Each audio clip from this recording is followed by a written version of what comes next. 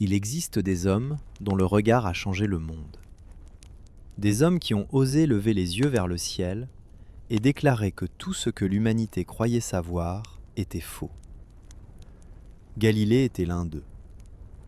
Mais pourquoi un scientifique brillant, respecté, admiré par les princes et les cardinaux, a-t-il fini à genoux devant l'Inquisition, contraint de renier ses propres découvertes? Pourquoi la vérité scientifique a-t-elle été considérée comme une menace mortelle pour la foi? Comment un homme armé seulement d'une lunette et de calculs mathématiques a-t-il ébranlé les fondations d'un empire spirituel vieux de 15 siècles? Et surtout, qu'est-ce que cela révèle sur la nature humaine, sur notre peur du changement, sur notre besoin désespéré de certitude?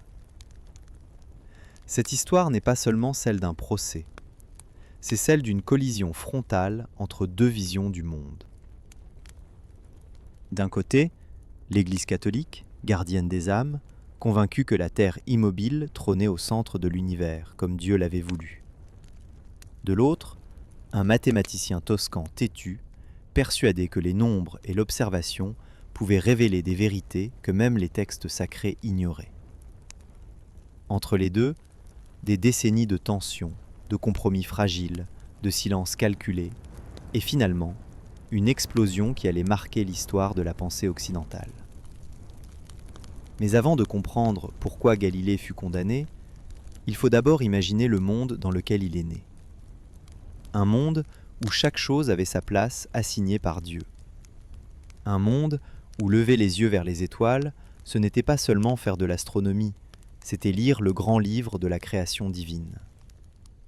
Un monde où remettre en question la position de la Terre dans le cosmos, c'était remettre en question la position de l'homme dans le plan divin. Un monde où science et théologie n'étaient pas séparées, mais intimement mêlées, parfois alliées, parfois rivales, toujours dangereusement proches l'une de l'autre. Galilée est né à Pise en 1564, une époque charnière. L'Europe sortait lentement du Moyen Âge, mais les mentalités restaient profondément ancrées dans une vision antique du cosmos. Les universités enseignaient encore Aristote comme une vérité indiscutable. Les étudiants apprenaient que la Terre était immobile au centre de l'univers, entourée de sphères cristallines qui portaient la Lune, le Soleil, les planètes et les étoiles fixes. Au-delà de la dernière sphère se trouvait le royaume de Dieu, l'Empyrée, lieu de perfection absolue. Tout était hiérarchisé, ordonné, immuable. Le cosmos lui-même était une cathédrale cosmique, un temple où chaque élément céleste chantait la gloire du Créateur. Dans les rues de Pise, on pouvait entendre le son des cloches qui rythmaient la vie quotidienne. Les marchés grouillaient de marchands venus de toute l'Italie. Les façades des palais portaient les traces de la grandeur passée de la République maritime. Les étudiants de l'université se pressaient dans les salles voûtées pour écouter les professeurs commenter Aristote et Ptolémée. Personne ne doutait que la Terre était fixe. Comment aurait-elle pu bouger? Si elle tournait sur elle-même, les oiseaux ne seraient-ils pas laissés en arrière? Si elle se déplaçait autour du Soleil, ne sentirait-on pas un vent permanent nous frapper le visage?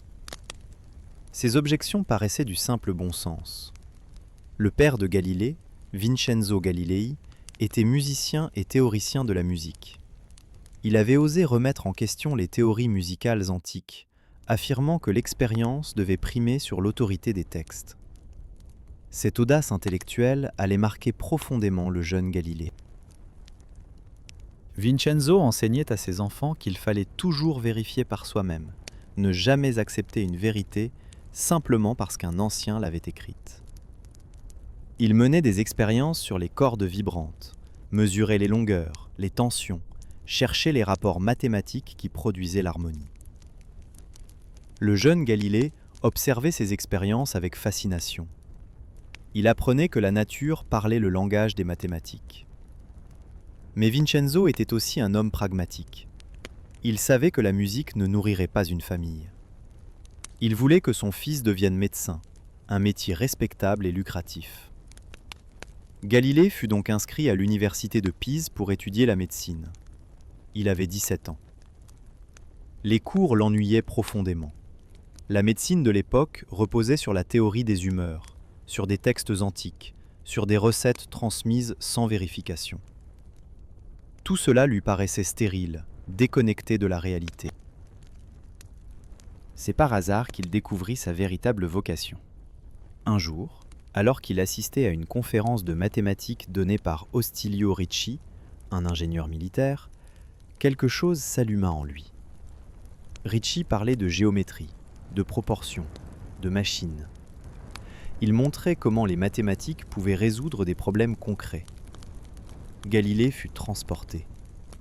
Il se mit à étudier Euclide et Archimède en cachette de son père. Les démonstrations géométriques lui paraissaient d'une beauté et d'une certitude incomparables. Contrairement aux textes de médecine, les théorèmes mathématiques ne reposaient pas sur l'autorité, mais sur la logique pure. Ils étaient universels, intemporels, incontestables. Vincenzo finit par céder. Si son fils voulait être mathématicien, soit. Mais Galilée dut quitter l'université sans diplôme, faute d'argent pour payer les frais. Il rentra à Florence et commença à donner des cours privés. Il avait 21 ans, pas de poste fixe, pas de fortune, mais une ambition dévorante.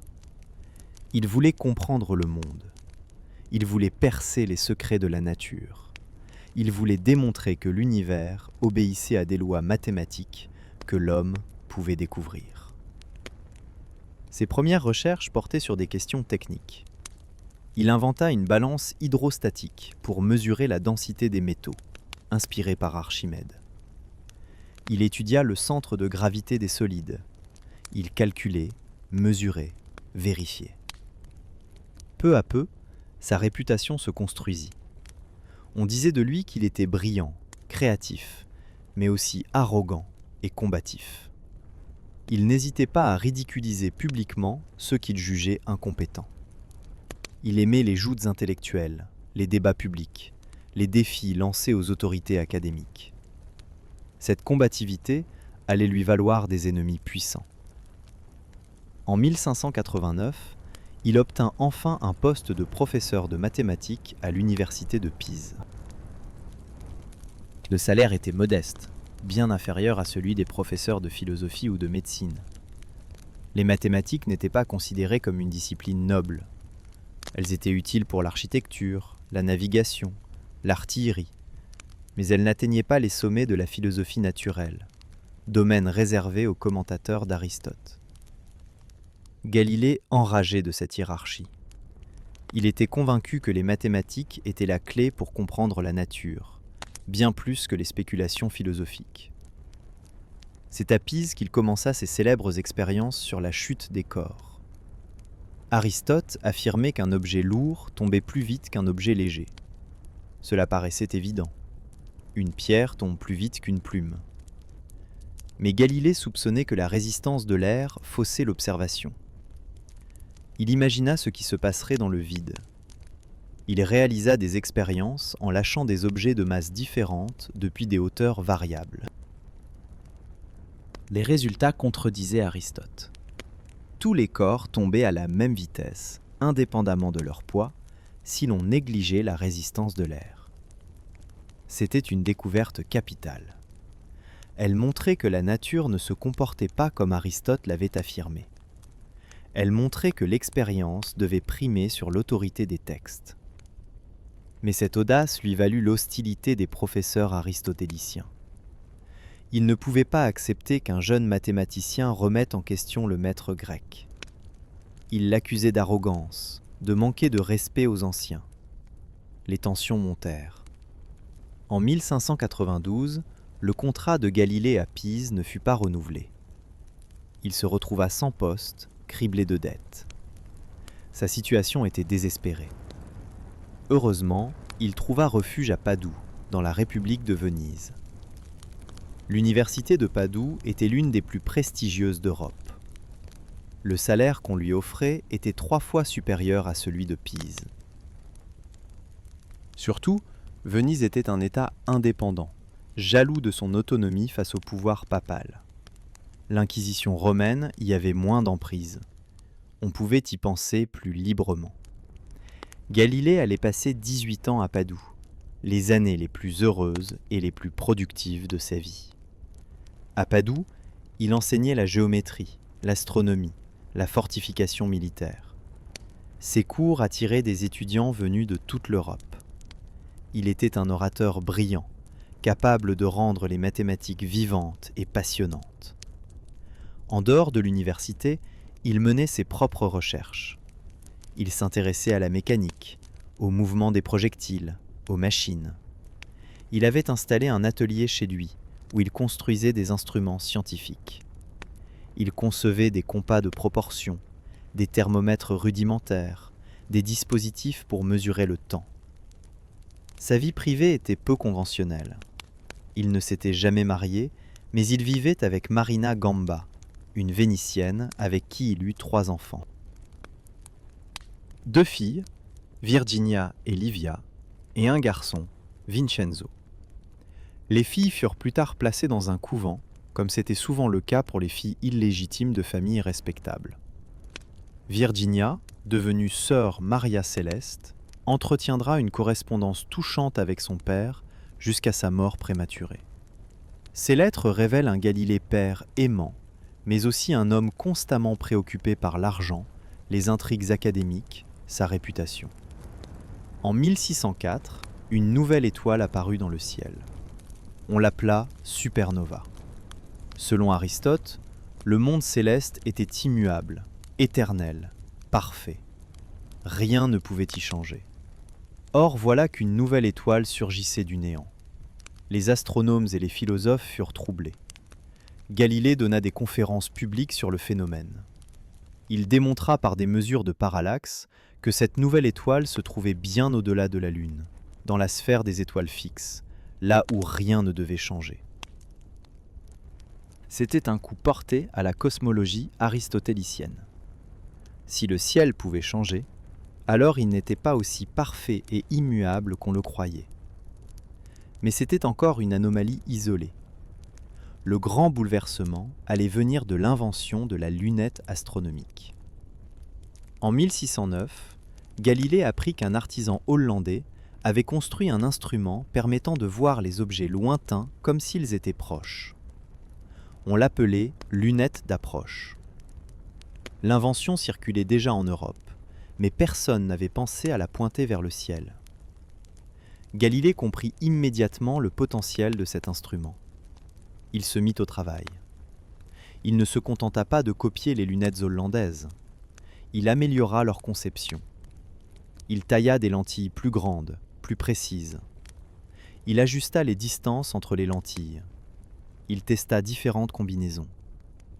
En quelques mois, il construisit une lunette qui grossissait 30 fois. C'était un exploit technique considérable. Aucune lunette de l'époque n'atteignait ce grossissement. Galilée avait non seulement compris les principes optiques en jeu, mais il avait aussi développé un savoir-faire artisanal remarquable. D'abord, il utilisa sa lunette à des fins pratiques. Il la présenta au doge de Venise en démontrant son utilité militaire. Avec une telle lunette, on pouvait repérer les navires ennemis des heures avant qu'ils n'arrivent au port. C'était un avantage stratégique majeur. Le doge fut impressionné. Il doubla le salaire de Galilée et lui offrit un poste à vie. Galilée avait enfin la sécurité financière qu'il recherchait depuis toujours. Mais ce qui l'intéressait vraiment, c'était d'utiliser cette lunette pour observer le ciel. Et ce qu'il vit allait changer sa vie et l'histoire de la science. Par une nuit claire de janvier 1610, il pointa sa lunette vers la Lune. Ce qu'il découvrit le stupéfia. La Lune n'était pas une sphère parfaitement lisse et lumineuse, comme le voulait la philosophie aristotélicienne. Elle était couverte de montagnes, de vallées, de cratères. Elle ressemblait à la Terre. Galilée observa les ombres projetées par les reliefs lunaires et calcula la hauteur des montagnes. Certaines dépassaient les 7000 mètres. La Lune n'était pas un objet céleste parfait et immatériel. C'était un monde rocheux, semblable au nôtre. Ensuite, il tourna sa lunette vers Jupiter. Il vit 4 petites étoiles alignées près de la planète.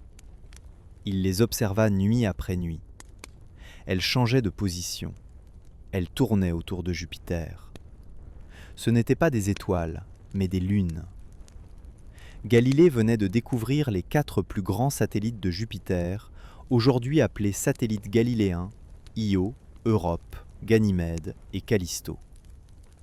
Cette découverte était révolutionnaire. Elle prouvait que la Terre n'était pas le seul centre de rotation dans l'univers. Il existait d'autres centres. Jupiter avait ses propres satellites. Si Jupiter pouvait avoir des lunes tournant autour d'elle, pourquoi la Terre ne pourrait-elle pas tourner autour du Soleil ? Galilée observa ensuite Vénus. Il constata que la planète présentait des phases, comme la Lune. Elle était tantôt un croissant, tantôt pleine. Or, dans le système géocentrique de Ptolémée, Vénus ne devrait montrer que des phases en croissant, jamais être pleine. Les phases de Vénus ne s'expliquaient que si elle tournait autour du Soleil, pas autour de la Terre. C'était une preuve directe en faveur du modèle héliocentrique de Copernic. Il observa aussi le Soleil, malgré le danger pour ses yeux. Il découvrit que le Soleil avait des taches. Ces taches se déplaçaient à sa surface, prouvant que le Soleil tournait sur lui-même. De plus, le Soleil n'était pas un corps céleste parfait et immuable. Il avait des imperfections. Encore un coup porté à la cosmologie aristotélicienne. Enfin, il pointa sa lunette vers la Voie lactée. Ce que l'on croyait être une lueur diffuse se révélait être une multitude d'étoiles individuelles, trop petites et trop nombreuses pour être distinguées à l'œil nu. L'univers était bien plus vaste et plus peuplé qu'on ne l'imaginait. Galilée compila toutes ces observations dans un petit livre qu'il publia en mars 1610. Il l'intitula « Sidereus Nuncius », le messager céleste. Le livre fit sensation à travers l'Europe. Il était écrit en latin, accessible aux savants du monde entier. Les découvertes de Galilée étaient présentées de manière claire, avec des illustrations précises. C'était la première fois que quelqu'un rapportait des observations célestes aussi détaillées et aussi troublantes.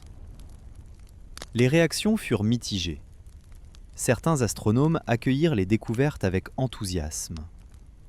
Johannes Kepler, le grand astronome allemand, défendit immédiatement Galilée. Il confirma les observations grâce à sa propre lunette. D'autres, en revanche, refusèrent d'y croire. Certains prétendaient que les images vues à travers la lunette étaient des illusions optiques. D'autres refusaient même de regarder dans la lunette, affirmant que si Aristote n'avait pas mentionné ces phénomènes, c'est qu'ils n'existaient pas.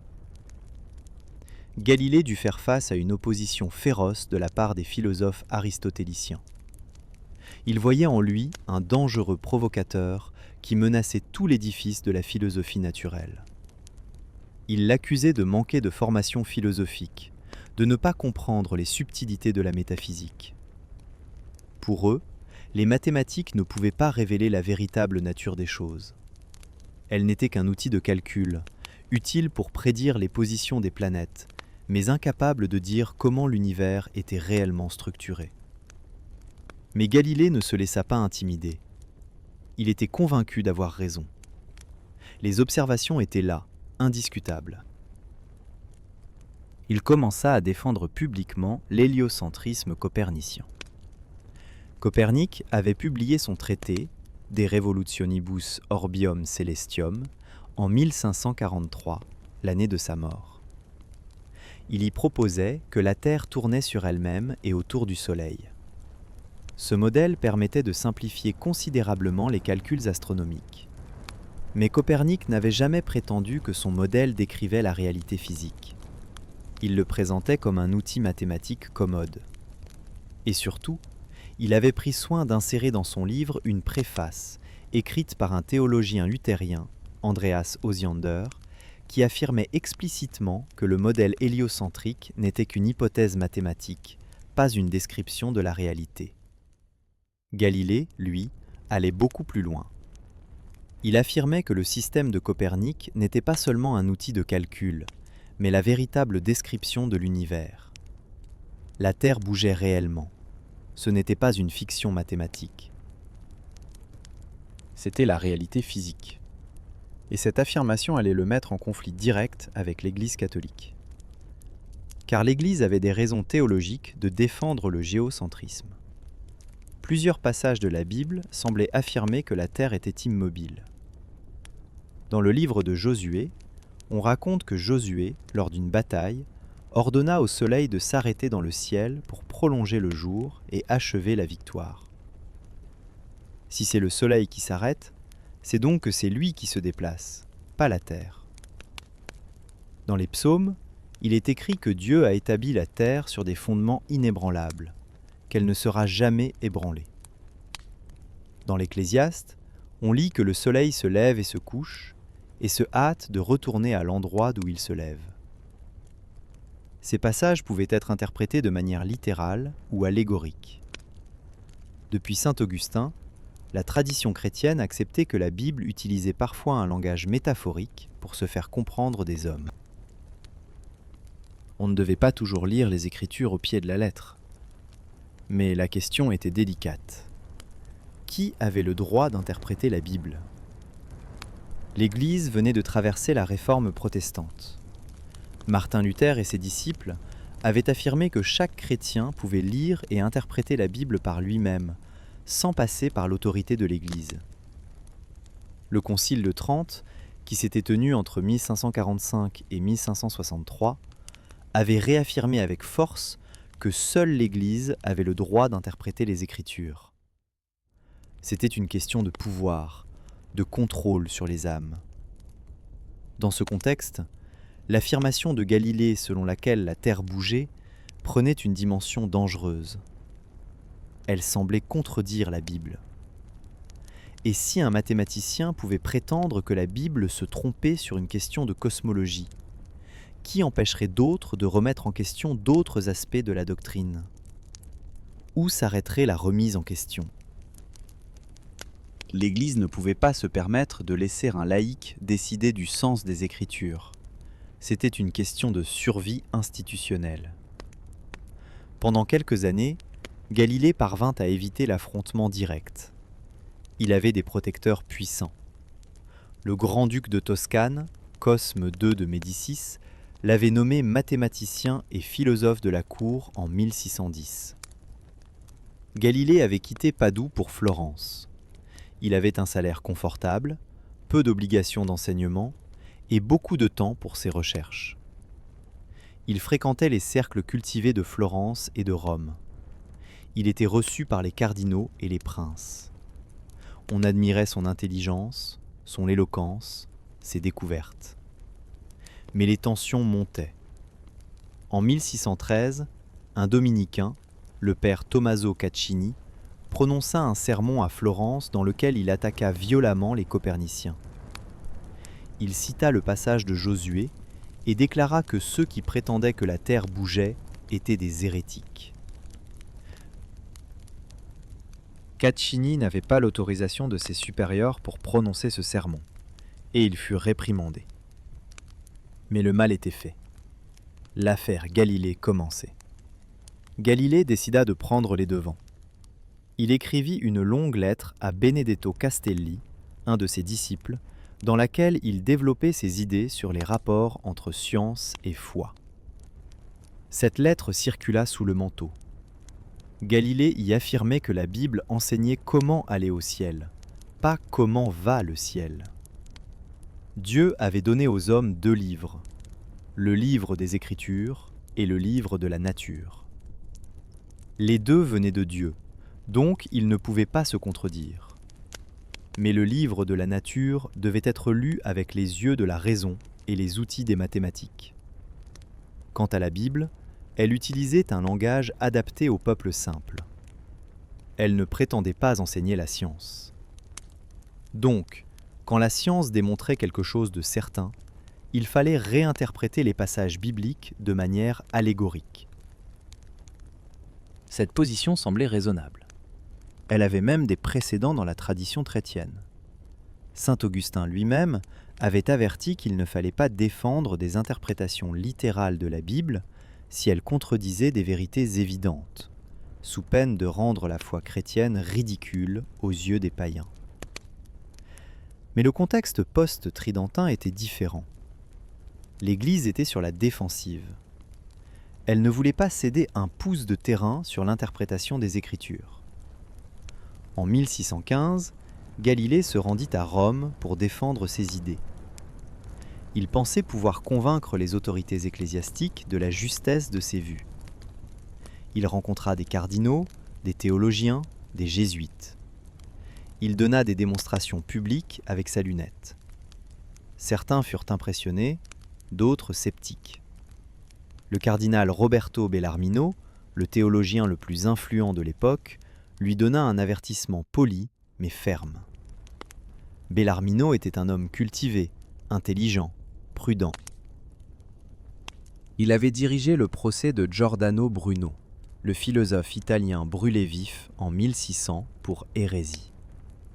Bellarmino n'était pas un fanatique, mais il était déterminé à défendre l'orthodoxie. Bellarmino reconnut que les découvertes de Galilée étaient intéressantes. Mais il exigea que Galilée traite le système copernicien comme une hypothèse mathématique, pas comme une vérité physique. Tant que Galilée n'aurait pas de preuve irréfutable que la Terre bougeait, il devait s'abstenir d'affirmer que Copernic avait raison. Et surtout, il ne devait pas interpréter la Bible pour la faire cadrer avec ses idées. L'interprétation des Écritures relevait de l'Église, pas des scientifiques. Galilée repartit de Rome sans avoir obtenu ce qu'il voulait, mais sans avoir été condamné. Il crut qu'il pourrait continuer ses recherches discrètement. Mais en 1616, la congrégation de l'Index, l'organe de l'Église chargé de censurer les livres dangereux, décréta que la doctrine copernicienne était fausse et contraire aux Écritures. Le livre de Copernic fut placé sur l'index des livres interdits, jusqu'à ce qu'il soit corrigé.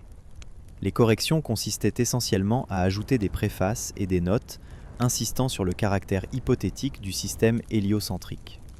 Ce décret ne mentionnait pas Galilée nommément, mais il était clair que ses activités étaient visées. Le cardinal Bellarmino convoqua Galilée et lui intima de ne plus défendre ni enseigner l'héliocentrisme. Galilée acquiesça. Il signa un document dans lequel il promettait d'obéir. Il était frustré, amer, mais il savait qu'il n'avait pas le choix. L'Église était trop puissante. Il valait mieux se taire et attendre des jours meilleurs. Pendant plusieurs années, Galilée resta relativement silencieux sur la question de Copernic. Il continua ses recherches sur d'autres sujets. Il étudia les comètes, ce qui le mit en conflit avec les jésuites. Il polémiqua avec divers adversaires sur des questions techniques. Mais il n'osait plus aborder frontalement la question de l'héliocentrisme. Il attendait une opportunité. Cette opportunité sembla se présenter en 1623, lorsque le cardinal Maffeo Barberini fut élu pape sous le nom d'Urbain VIII. Barberini était un intellectuel raffiné, un amateur d'art et de science.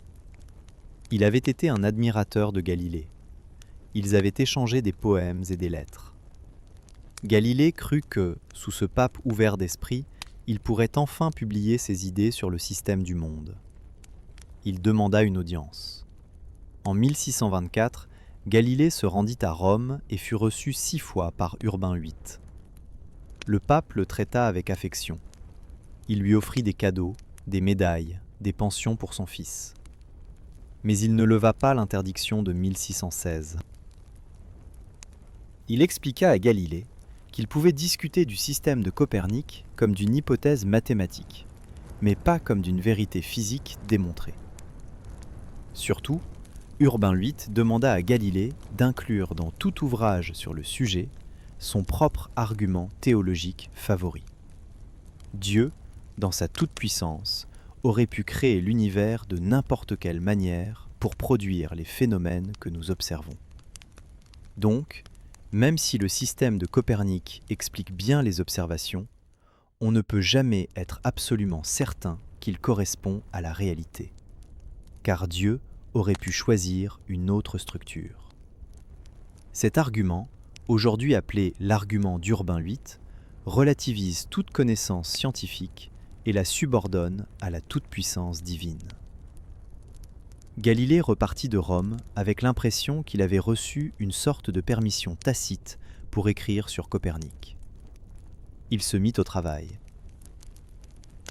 Il passa plusieurs années à rédiger un grand ouvrage intitulé Dialogo sopra i due massimi sistemi del mondo, dialogue sur les deux grands systèmes du monde. Le livre prenait la forme d'une conversation entre trois personnages. Salviati, qui défendait le système de Copernic, Simplicio, qui défendait Aristote et Ptolémée, et Sagredo, un homme cultivé et neutre, qui posait des questions et arbitrait les débats. Le format du dialogue permettait à Galilée de présenter les arguments en faveur de Copernic sans les affirmer directement. C'était Salviati qui parlait, pas Galilée. Mais il était clair pour tout lecteur intelligent que Salviati avait toujours le dessus dans les débats. Ses arguments étaient solides, clairs, convaincants. Simplicio, en revanche, était souvent ridiculisé. Ses objections étaient démontées une par une. À la fin de chaque journée de discussion, Sagredo se rangeait généralement du côté de Salviati. Le message était limpide. Le système de Copernic était supérieur à celui d'Aristote et de Ptolémée. Galilée prit soin d'inclure, dans la bouche de Simplicio, l'argument d'Urbain VIII sur la toute-puissance divine. Mais il le plaça à la toute fin du dialogue, presque comme une note de bas de page, et il ne lui accorda pas beaucoup de poids. Pire encore, il le mit dans la bouche de Simplicio, le personnage le moins intelligent du dialogue. Urbain VIII, lorsqu'il lut le livre, fut profondément vexé. Il eut l'impression que Galilée l'avait ridiculisé en mettant son argument favori dans la bouche d'un imbécile. Le dialogue fut publié à Florence en février 1632, après avoir reçu l'imprimatur des censeurs ecclésiastiques. Le livre connut un succès immédiat. Il était écrit en italien, pas en latin, ce qui le rendait accessible à un public plus large. Les gens éduqués de toute l'Italie le lurent avec passion. Ils discutaient des arguments de Salviati et de Simplicio dans les salons et les académies. Galilée était devenu une célébrité. Mais très vite, la situation se retourna contre lui. Ses ennemis, nombreux parmi les aristotéliciens et certains jésuites, dénoncèrent le livre à Rome. Ils affirmèrent que Galilée avait violé l'interdiction de 1616. Ils montrèrent au pape que l'argument de la toute-puissance divine était traité avec mépris. Urbain VIII, qui avait déjà des problèmes politiques avec la guerre de 30 ans et avec le roi de France, craignit de paraître faible ou tolérant envers l'hérésie. Il se sentit trahi par Galilée. Il ordonna que l'affaire soit transmise à l'Inquisition. L'Inquisition romaine était le tribunal le plus redouté de l'Église catholique. Créée au XVIe siècle pour lutter contre le protestantisme, elle avait le pouvoir d'enquêter, de juger et de condamner les hérétiques. La torture était autorisée pour obtenir des aveux. La peine de mort par le feu était appliquée aux hérétiques obstinés. Galilée savait ce qui arrivait à ceux qui défiaient l'Inquisition. Giordano Bruno avait été brûlé vif pour avoir refusé de se rétracter. Tommaso Campanella avait passé des années en prison. D'autres avaient disparu dans les geôles du Saint-Office. En septembre 1632, l'Inquisition convoqua Galilée à Rome. Il avait 68 ans.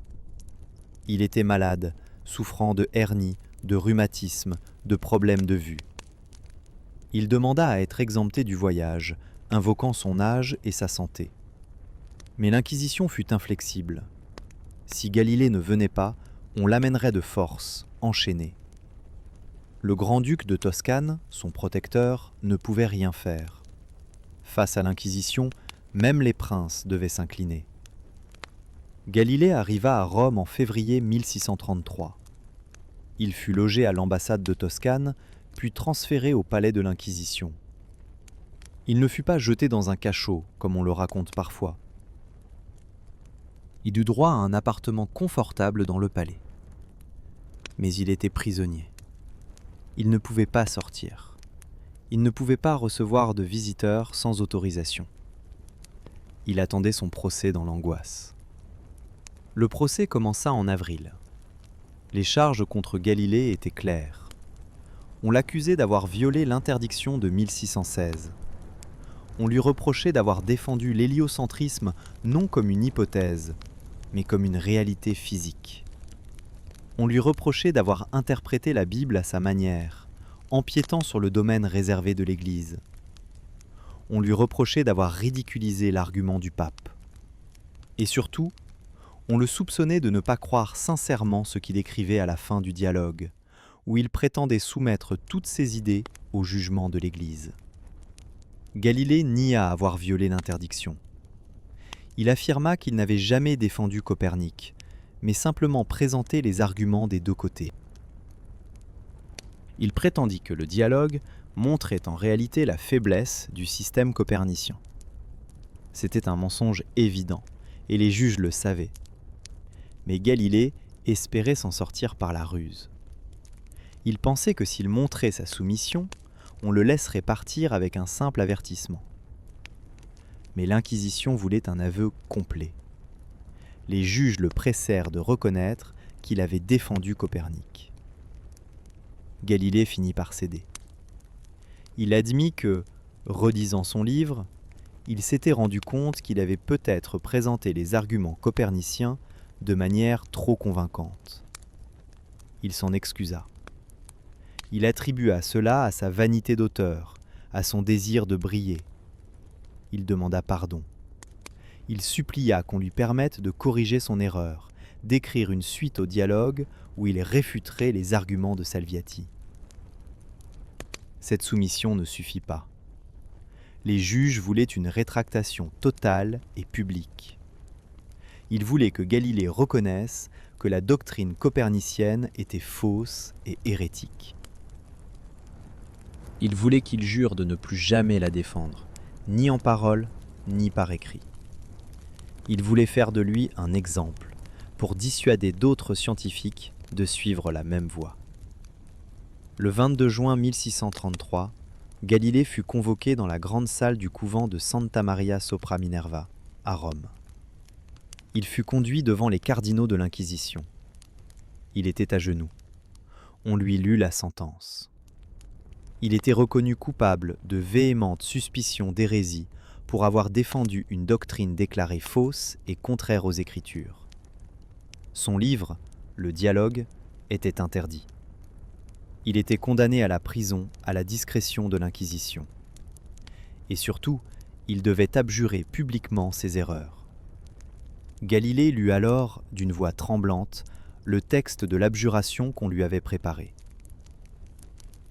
Il déclara : « Moi, Galiléo, fils de feu Vincenzo Galilei, florentin, âgé de 70 ans, constitué personnellement en jugement et agenouillé devant vous, éminentissimes et révérendissimes cardinaux inquisiteurs généraux, contre la malice hérétique dans toute la chrétienté, ayant devant les yeux et touchant de ma main les saints évangiles, jure que j'ai toujours cru, que je crois encore, et avec l'aide de Dieu je croirai à l'avenir, tout ce que tient, prêche et enseigne la sainte, catholique et apostolique Église. »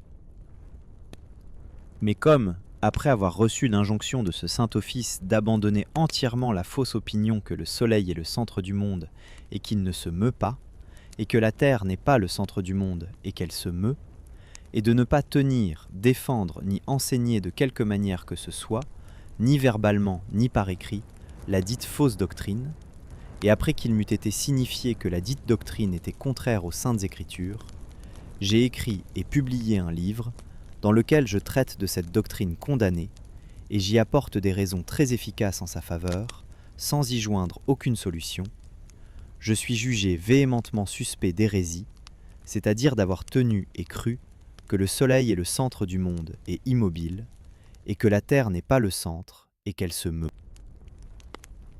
Donc, désirant ôter de l'esprit de vos éminences et de tout fidèle chrétien cette véhémente suspicion justement conçue contre moi, d'un cœur sincère et d'une foi non feinte, j'abjure, je maudis et je déteste les erreurs et hérésies susdites, et généralement toute autre erreur, hérésie et secte contraire à la Sainte Église. Et je jure qu'à l'avenir, je ne dirai ni n'affirmerai plus, verbalement ou par écrit, rien qui puisse faire naître contre moi de semblables soupçons. Ce texte fut un choc pour tous ceux qui admiraient Galilée. Comment le grand scientifique, celui qui avait osé défier Aristote, qui avait pointé sa lunette vers le ciel et découvert des mondes nouveaux, pouvait-il se prosterner ainsi et renier ses propres découvertes ? Comment pouvait-il dire que le Soleil ne bougeait pas alors qu'il avait lui-même observé les phases de Vénus qui prouvaient le contraire ? Certains y virent une lâcheté. D'autres comprirent que Galilée n'avait pas le choix. La menace de la torture et du bûcher était réelle. Giordano Bruno avait refusé d'abjurer et avait été brûlé. Galilée, vieux et malade, n'avait pas la force de mourir en martyr. Il préféra sauver sa vie et espérer continuer ses travaux en secret. Selon une légende tenace, Galilée aurait murmuré en se relevant, après avoir abjuré, « Eppur si muove » et pourtant elle tourne. Cette phrase n'apparaît dans aucun document contemporain. Elle fut probablement inventée plus tard pour sauver l'honneur de Galilée. Mais elle exprime bien la vérité profonde de la situation. Peu importait ce que Galilée avait dit à genoux devant les cardinaux. La Terre tournait. Les observations étaient là. Les mathématiques étaient là. Aucune condamnation ne pouvait changer la réalité physique. La sentence de l'Inquisition fut d'abord la prison, mais la peine fut rapidement commuée. Galilée ne passa que quelques jours en détention au palais de l'Inquisition. Ensuite, il fut placé en résidence surveillée, d'abord chez l'archevêque de Sienne, puis dans sa propre maison à Arcetri, près de Florence. Il y resta jusqu'à sa mort, 8 ans plus tard, en 1642. Il n'eut jamais le droit de quitter sa maison, de recevoir des visiteurs sans autorisation, de publier quoi que ce soit. Il était prisonnier. Mais même en captivité, Galilée continua de travailler. Il ne pouvait plus parler de Copernic, mais il pouvait encore étudier la mécanique. Il rédigea son dernier grand ouvrage, les Discorsi e Dimostrazioni Mathematiche intorno a due nuove scienze, les discours et démonstrations mathématiques concernant 2 sciences nouvelles. Ce livre, publié clandestinement en Hollande en 1638, posait les fondements de la physique moderne. Galilée y exposait sa théorie du mouvement des projectiles, sa loi de la chute des corps, ses principes de la résistance des matériaux. C'était une œuvre magistrale, plus importante scientifiquement que le dialogue, car elle ne dépendait d'aucune hypothèse cosmologique controversée. C'était de la physique pure, basée sur l'expérience et les mathématiques. Galilée reçut la visite de quelques disciples fidèles. Parmi eux, Vincenzo Viviani et Evangelista Torricelli, qui allaient continuer son œuvre. Il dicta ses dernières pensées. Sa vue déclinait. En 1637, il devint complètement aveugle. L'homme qui avait vu plus loin que quiconque finissait sa vie dans l'obscurité. Il accepta son sort avec résignation. Il avait 73 ans, son corps était usé, mais son esprit restait vif. Il mourut le 8 janvier 1642, entouré de ses disciples. Le grand-duc de Toscane voulait lui offrir des funérailles solennelles et ériger un monument en son honneur. Mais le pape Urbain VIII s'y opposa. Galilée était un condamné de l'Inquisition. Il ne méritait pas d'honneur public. On l'enterra discrètement dans une chapelle secondaire de l'église Santa Croce à Florence. Ce n'est qu'1 siècle plus tard qu'on lui érigea un tombeau digne de sa stature, en face de celui de Michel-Ange. Pendant des siècles, l'affaire Galilée fut utilisée comme un symbole du conflit entre science et religion. Les philosophes des Lumières en firent le martyr de la raison face à l'obscurantisme religieux. Voltaire, Diderot, d'Alembert citèrent Galilée pour montrer les dangers du fanatisme et de l'autorité dogmatique. Au XIXe siècle, les positivistes comme Auguste Comte virent en Galilée le héros de la méthode scientifique triomphant de la superstition. Le procès de Galilée devint l'exemple par excellence de l'incompatibilité entre la vérité scientifique et la foi religieuse. Mais cette vision simpliste fut progressivement nuancée. Les historiens des sciences montrèrent que la réalité était plus complexe. L'Église n'était pas un bloc monolithique hostile à la science. De nombreux clercs étaient eux-mêmes scientifiques. Les jésuites avaient leurs propres observatoires, mené des expériences, enseigné les mathématiques.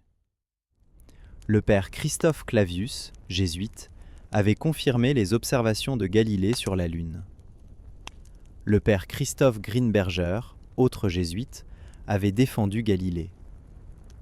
Le cardinal Maffeo Barberini, avant de devenir le pape Urbain VIII, avait été un ami et admirateur de Galilée.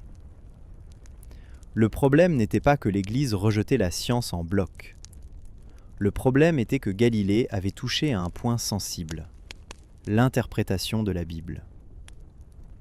Dans le contexte de la contre-réforme, l'Église ne pouvait pas tolérer qu'un laïc réinterprète les Écritures. C'était une question de pouvoir institutionnel. Si l'Église admettait que la Bible pouvait se tromper sur une question de cosmologie, qu'est-ce qui empêcherait de remettre en question d'autres aspects de la doctrine ? La cohérence de tout l'édifice théologique était en jeu. De plus, Galilée n'avait pas de preuve irréfutable de l'héliocentrisme. Il avait des arguments très convaincants, mais pas de démonstration mathématique incontestable. La preuve définitive viendrait plus tard, avec la découverte de l'aberration de la lumière par James Bradley en 1728, et surtout avec la mesure de la parallaxe stellaire par Friedrich Bessel en 1838. Du point de vue du cardinal Bellarmino, il était raisonnable d'exiger une preuve solide avant de révolutionner toute la cosmologie et de réinterpréter la Bible. Galilée avait aussi des défauts personnels qui aggravèrent la situation. Il était arrogant, polémique, incapable de compromis. Il ridiculisait ses adversaires, se faisait des ennemis inutiles. Il avait une confiance excessive en son propre jugement. Il méprisait les philosophes aristotéliciens sans toujours chercher à les comprendre. S'il avait été plus diplomate, plus prudent, peut-être aurait-il pu éviter le procès. D'autres scientifiques coperniciens, comme Kepler en Allemagne, purent travailler tranquillement parce qu'ils ne cherchaient pas l'affrontement avec les autorités religieuses. Cependant, il serait injuste de faire porter à Galilée seul la responsabilité du conflit. L'Église de son époque était rigide, dogmatique, fermée au dialogue. Elle confondait vérité révélée et vérité scientifique. Elle ne comprenait pas que la science a ses propres méthodes, ses propres critères de vérité, qui ne dépendent pas de l'autorité des textes sacrés. En condamnant Galilée, elle s'engagea dans une impasse dont elle mit des siècles à sortir. Ironiquement, l'Inquisition échoua dans son objectif. Elle voulait étouffer l'héliocentrisme. Elle obtint l'inverse. La condamnation de Galilée fit scandale à travers l'Europe. Elle donna à l'héliocentrisme une publicité énorme. Le dialogue, interdit en Italie, fut traduit en latin, en français, en anglais. Il circula dans toute l'Europe protestante où l'on se moquait de l'obscurantisme romain. Descartes, qui travaillait en Hollande sur un traité de physique où il défendait le mouvement de la Terre, préféra ne pas le publier de son vivant par peur de subir le même sort que Galilée. Mais la génération suivante, celle de Newton, n'eut plus ses scrupules.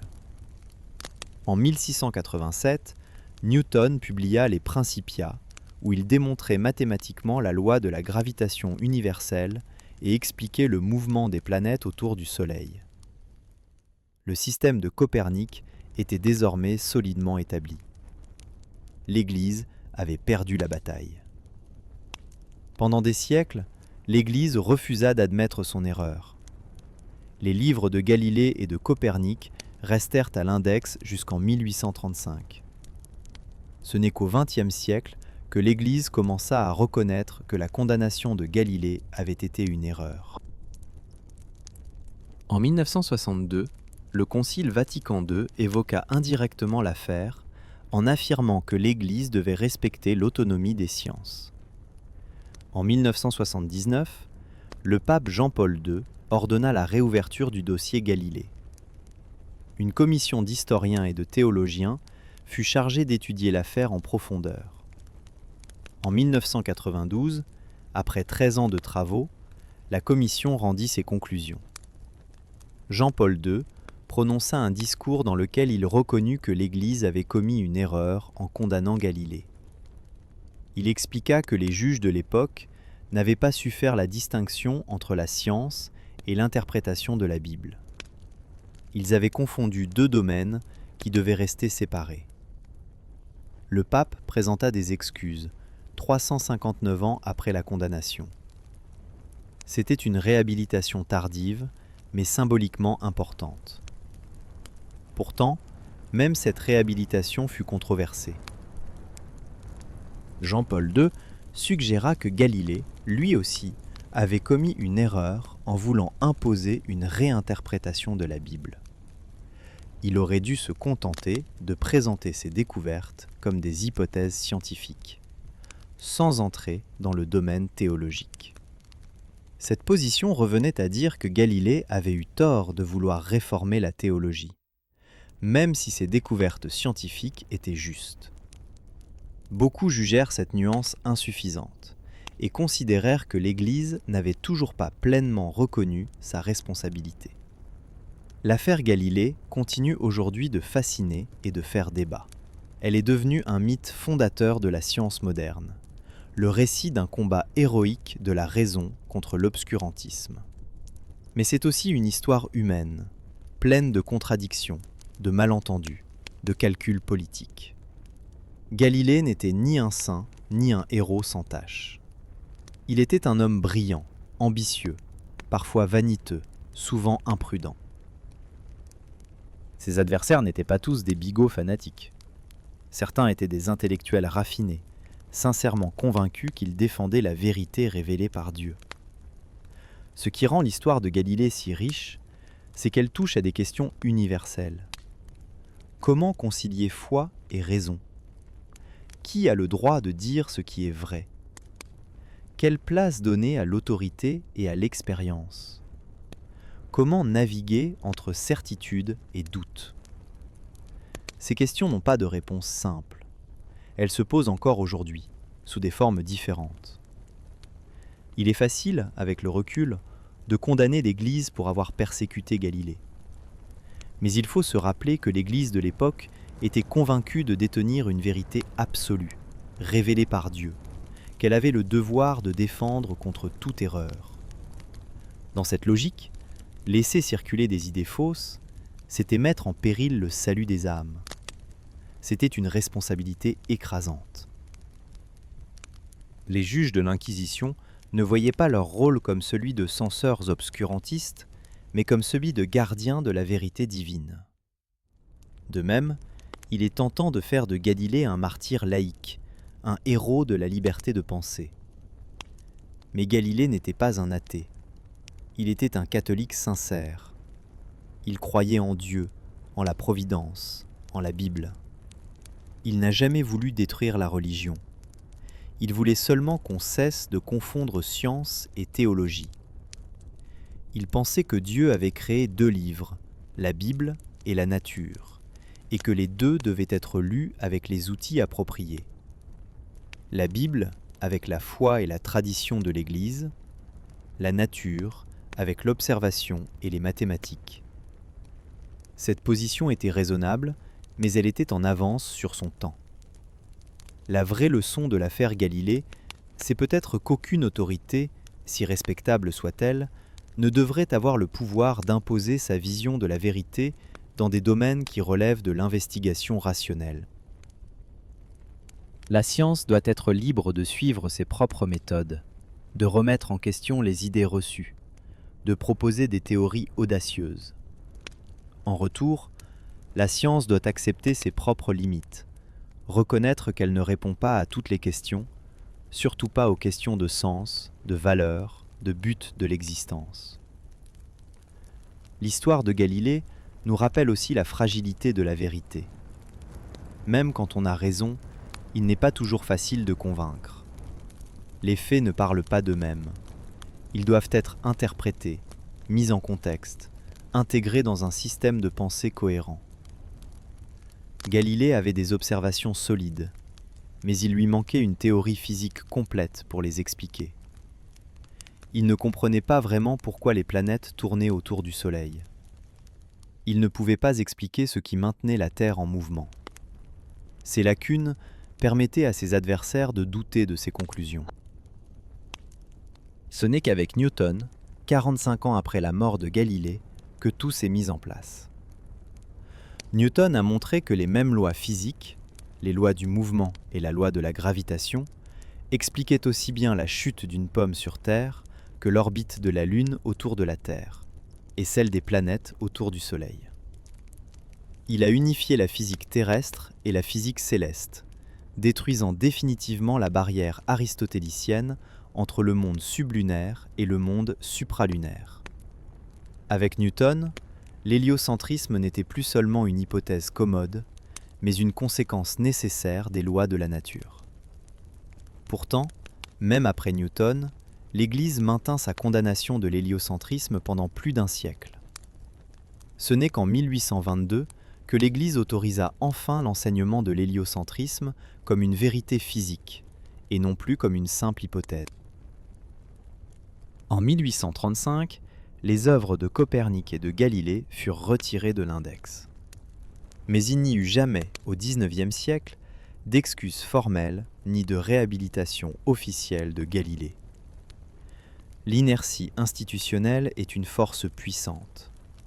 Une fois qu'une organisation s'est engagée dans une certaine direction, il est très difficile pour elle de faire marche arrière, même face à l'évidence.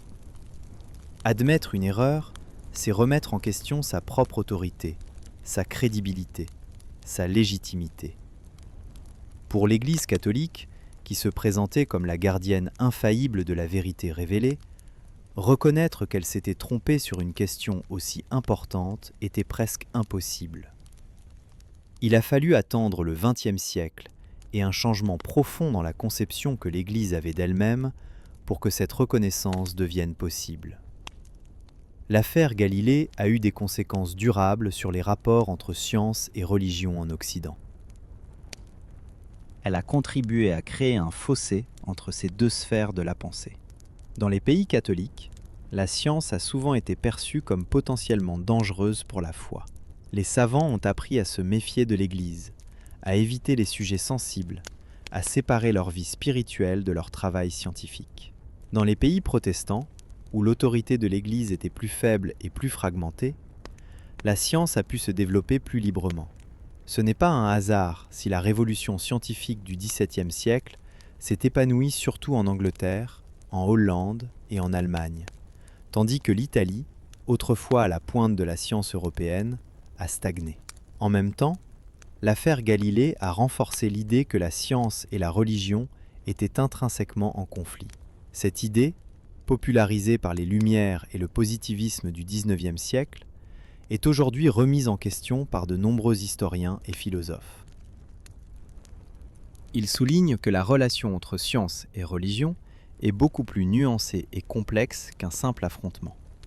Dans de nombreux cas historiques, la religion a encouragé la science, en fournissant un cadre intellectuel, des institutions, des financements.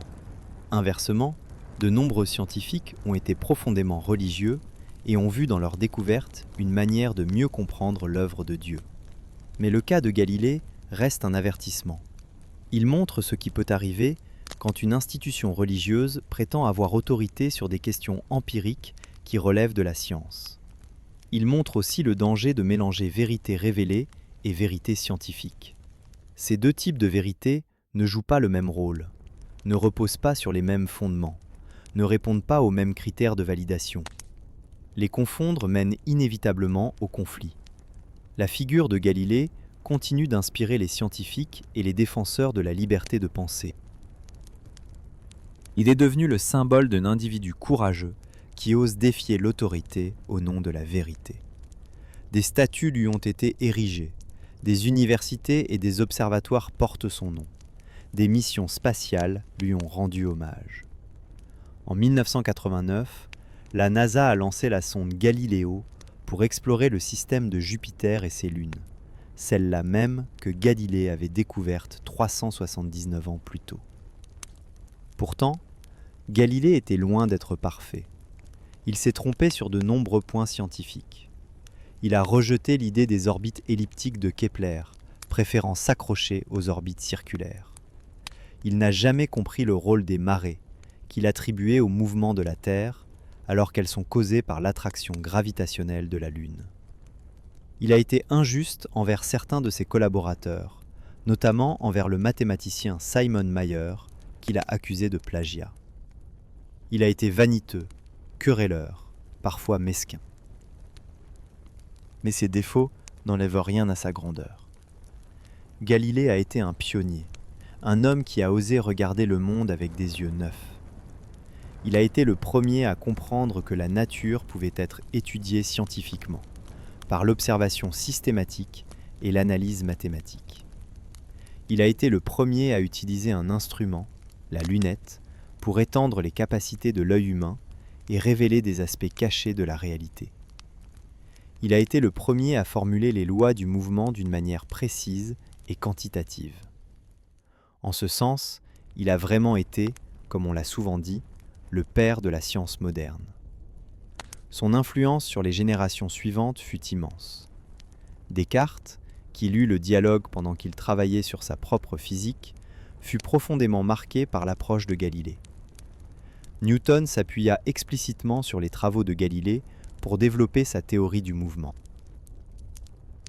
Christian Huygens, Robert Hooke, Gottfried Wilhelm Leibniz, tous les grands scientifiques du XVIIe siècle se réclamèrent de Galilée. Ils poursuivirent son programme, comprendre la nature par l'observation, l'expérimentation et les mathématiques. L'impact de Galilée dépasse largement le domaine de la science. Il a contribué à changer la place de l'homme dans le cosmos. Avant Copernic et Galilée, l'homme se pensait au centre de l'univers, dans un monde créé spécialement pour lui. La Terre était immobile, le Soleil et les étoiles tournaient autour d'elle pour l'éclairer. L'homme était la créature privilégiée de Dieu, le sommet de la création. Avec l'héliocentrisme, cette vision s'effondre.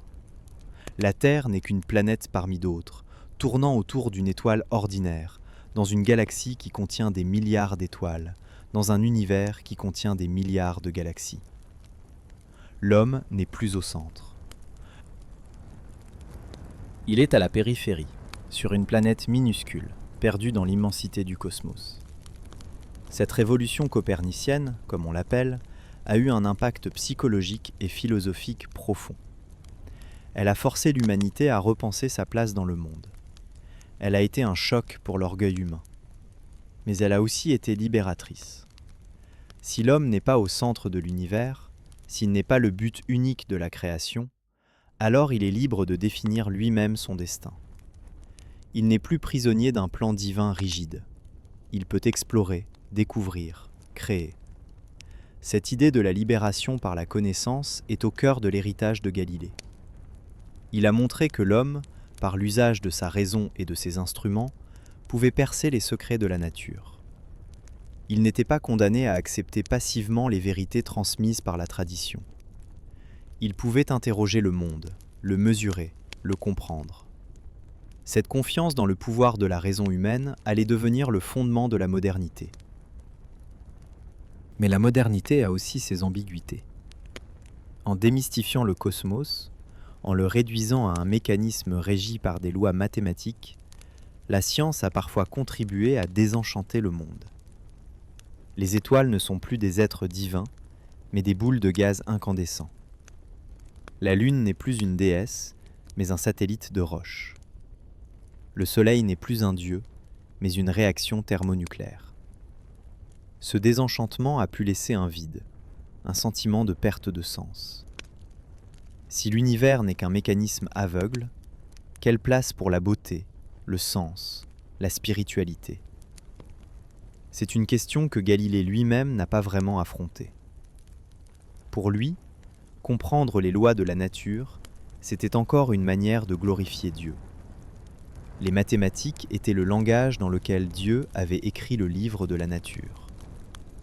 Découvrir ces lois, c'était lire la pensée de Dieu. Il n'y avait pas, pour Galilée, de contradiction entre science et foi. Seulement une distinction entre deux domaines, chacun avec ses méthodes propres. Mais cette position d'équilibre était difficile à maintenir. À mesure que la science progressait, qu'elle expliquait de plus en plus de phénomènes autrefois attribués à des causes divines, l'espace pour Dieu semblait se rétrécir. On n'avait plus besoin de Dieu pour expliquer le mouvement des planètes, la chute des corps, les marées, les éclipses. Dieu devenait une hypothèse superflue, repoussée toujours plus loin, dans les zones encore inexplorées de la connaissance. C'est ce qu'on appelle le Dieu des lacunes, un Dieu qui ne sert qu'à combler les trous de notre ignorance et qui recule à mesure que la science avance. Cette tension entre science et religion, qui trouve l'une de ses expressions les plus dramatiques dans l'affaire Galilée, n'a jamais été complètement résolue. Elle continue de se manifester aujourd'hui, sous des formes différentes. Les débats sur l'évolution, sur l'origine de l'univers, sur la conscience, sur la bioéthique, tous portent en eux l'héritage du conflit entre Galilée et l'Inquisition. Comment concilier une vision scientifique du monde, froide, impersonnelle, déterministe, avec le besoin humain de sens, de valeur, de transcendance ? Il n'y a pas de réponse simple à cette question. Certains pensent que science et religion peuvent coexister harmonieusement, à condition de bien délimiter leurs domaines respectifs. La science dit ce qui est, la religion dit ce qui devrait être. La science répond aux questions de fait, la religion aux questions de valeur. Cette position, appelée NOMA, Non-Overlapping Magisteria, ou magistère non chevauchant, a été défendue notamment par le biologiste Stephen Jay Gould. Elle est séduisante car elle évite le conflit. Mais elle a aussi ses limites. Peut-on vraiment séparer si nettement le fait et la valeur, le descriptif et le normatif ? D'autres pensent au contraire que science et religion sont fondamentalement incompatibles. La religion repose sur la foi, l'autorité, la révélation. La science repose sur la raison, l'observation, la critique. L'une demande de croire sans preuve, l'autre exige des preuves avant de croire. Cette position, défendue par des auteurs comme Richard Dawkins ou Daniel Dennett, voit dans la religion une survivance du passé, un vestige de l'enfance de l'humanité, destiné à disparaître à mesure que la science progressera.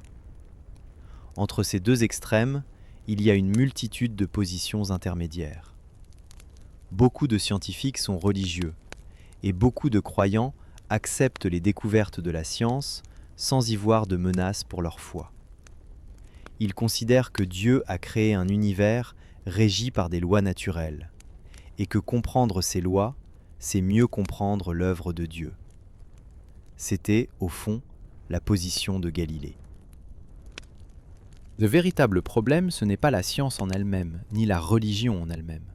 C'est le dogmatisme, de quelque bord qu'il vienne. Le dogmatisme scientiste, qui prétend que la science peut répondre à toutes les questions, y compris celles qui touchent au sens de la vie, à la morale, à l'esthétique, et le dogmatisme religieux qui prétend que la foi peut dicter ce que doit être la réalité physique, que les textes sacrés sont des traités de cosmologie ou de biologie. Galilée a été victime du dogmatisme religieux de son époque. Mais il a aussi ouvert la voie à un certain dogmatisme scientiste en affirmant que seules les mathématiques et l'observation pouvaient révéler la vérité sur le monde. En négligeant les aspects qualitatifs de l'expérience humaine, en réduisant la nature à des quantités mesurables, il a contribué à une vision du monde qui a ses propres limites et ses propres angles morts. La vraie leçon de Galilée, c'est peut-être qu'il faut rester humble, ouvert, curieux. Humble, en reconnaissant que notre connaissance est toujours partielle, provisoire, sujette à révision. Ouvert, en acceptant que d'autres puissent voir le monde différemment et que leur perspective puisse enrichir la nôtre. Curieux, en continuant toujours à poser des questions, à chercher, à explorer. Galilée avait cette curiosité insatiable. Il voulait tout comprendre, tout mesurer, tout expliquer. Mais il avait aussi, parfois, une certaine rigidité intellectuelle. Il défendait ses idées avec une telle force qu'il en devenait aveugle à ses propres erreurs. Il refusa d'admettre que Kepler avait raison avec ses orbites elliptiques, parce que cela ne correspondait pas à sa vision esthétique de l'univers. Il attaqua violemment le jésuite Orazio Grassi sur la nature des comètes, avec des arguments qui se révélèrent faux. Il fut injuste envers certains de ses collègues. Ces épisodes rappellent que même les plus grands esprits sont humains, faillibles, sujets aux passions et aux erreurs. Galilée n'était pas un demi-dieu de la raison. C'était un homme, avec ses forces et ses faiblesses. Et c'est précisément cette humanité qui rend son histoire si fascinante. On peut s'identifier à lui, admirer son courage, comprendre ses peurs, déplorer ses erreurs. L'histoire de Galilée nous parle aussi de la solitude du chercheur de vérité.